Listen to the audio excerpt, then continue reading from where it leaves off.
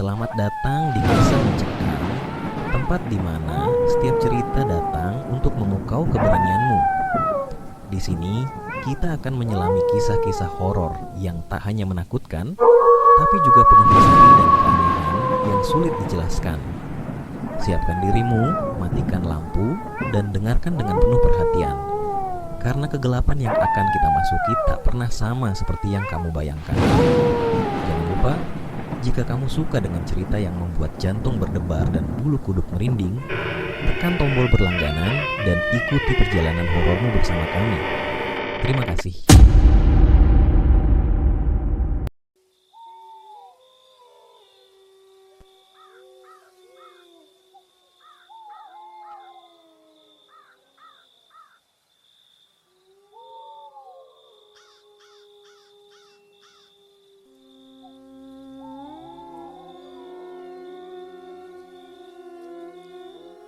Malam itu langit gelap pekat, tak ada bulan atau bintang yang bersinar. Angin bertiup kencang, membawa suara gemerisik, daun dan aroma tanah basah yang menyengat. Di sudut desa Kertamukti, di pinggir hutan yang jarang dijamah manusia, terdapat sebuah makam yang dihindari oleh semua warga desa.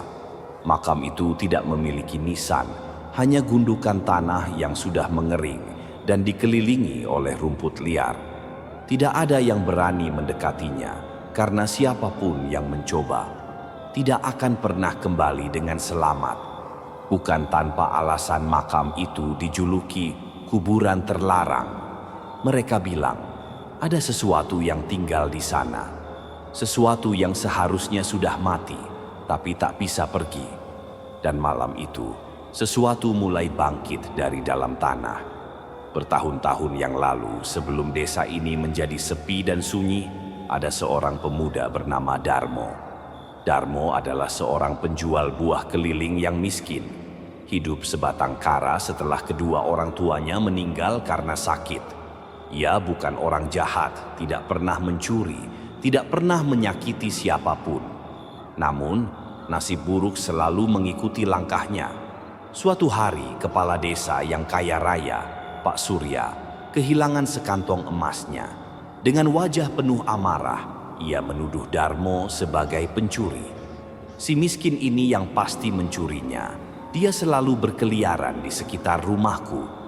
Meski Darmo bersumpah bahwa ia tidak bersalah, warga desa yang dipengaruhi oleh kepala desa menjadi buta oleh amarah. Tanpa pengadilan, tanpa bukti, mereka menyeret Darmo ke tengah hutan di dekat kuburan desa. Mereka memukulinya hingga babak belur, mencacinya dengan hinaan, lalu menggali lubang di tanah. Jika kau bukan pencuri, biarkan arwahmu yang membuktikan, teriak salah satu warga sebelum mereka mulai menguburnya hidup-hidup. Darmo berteriak, memohon ampun, tapi tidak ada yang peduli. Mereka hanya terus menimbun tanah hingga suara Darmo semakin lemah, hingga yang terdengar hanya suara desahan terakhirnya. Aku akan kembali. Dan kemudian sunyi. Sejak malam itu, teror pun dimulai. Malam pertama setelah kematian Darmo, suara gemeretak terdengar dari dalam makam. Warga yang tinggal di sekitar kuburan mulai mendengar rintihan panjang, seperti seseorang yang berusaha bernapas di dalam tanah. Malam kedua, tanah di atas makam mulai bergerak, seolah-olah ada sesuatu yang ingin keluar. Malam ketiga, sesuatu benar-benar keluar. Warga desa yang terbangun malam itu melihat sesuatu yang mengerikan. Sesosok tubuh terbungkus kain kafan yang sudah robek-robek, dengan wajah pucat dan mata kosong yang menatap langsung ke arah mereka. Namun yang paling mengerikan, pocong itu tidak memiliki kain kafan yang menutupi tubuhnya sepenuhnya. Dagingnya membusuk, tulang-tulangnya menonjol keluar, dan aroma kematian yang menyengat menyelimuti udara. Mereka berusaha berlari, berusaha menutup mata, tetapi pocong itu terus melompat mendekat, semakin cepat, semakin dekat.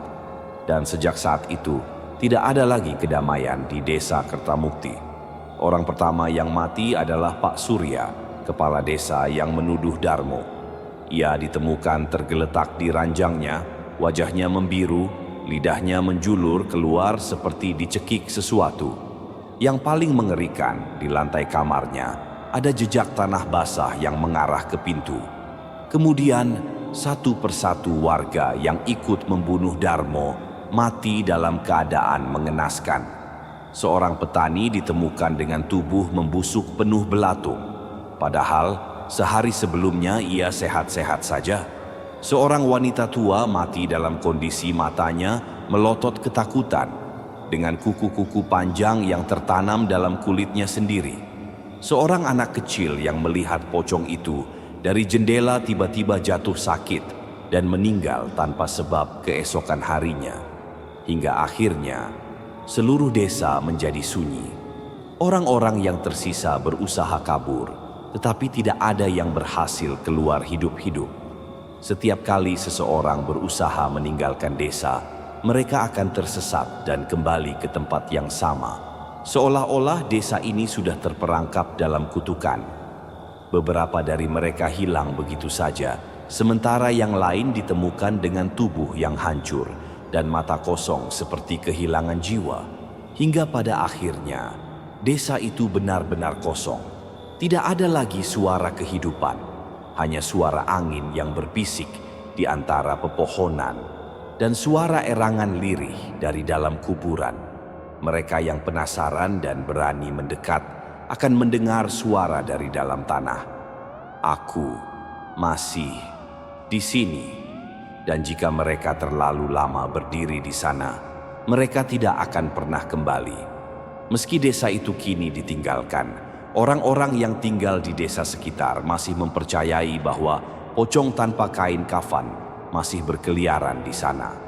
Ada beberapa petualang dan pemburu hantu yang mencoba datang ke lokasi itu, tetapi tidak ada yang pernah kembali.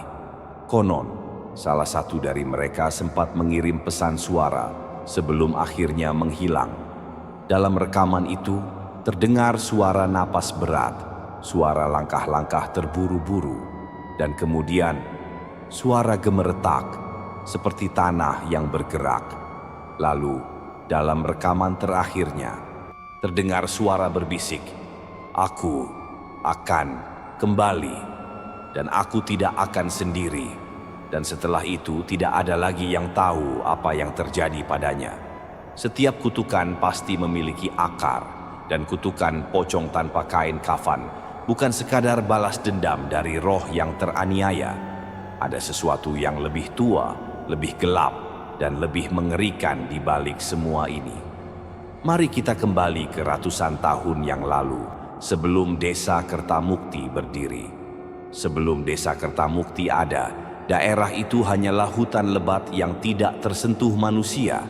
Namun, orang-orang yang hidup di sekitar hutan takut untuk mendekatinya. Mereka menyebutnya tanah para arwah. Menurut legenda, hutan itu dulunya adalah tempat pemakaman bagi orang-orang yang dihukum mati karena ilmu hitam. Para dukun hitam, tukang sihir, dan orang-orang yang bersekutu dengan kekuatan gelap dikubur di sana tanpa upacara pemakaman yang layak. Tidak ada doa, tidak ada kain kafan. Hanya tubuh mereka yang dilempar ke dalam lubang tanpa penghormatan.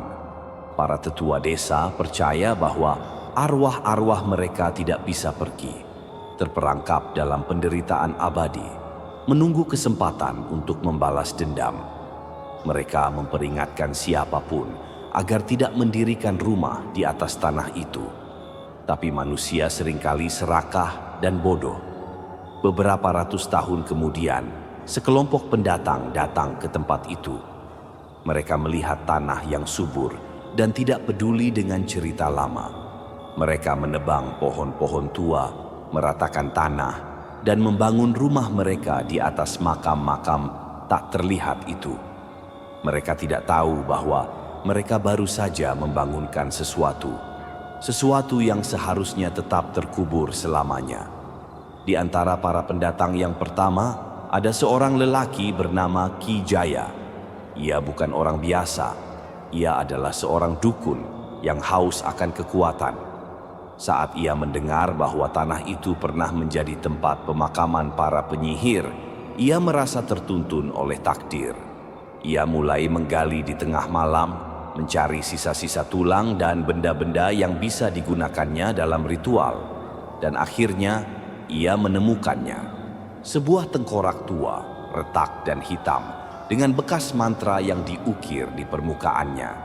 Ki Jaya tahu apa yang harus dilakukan. Ia melakukan ritual pemanggilan.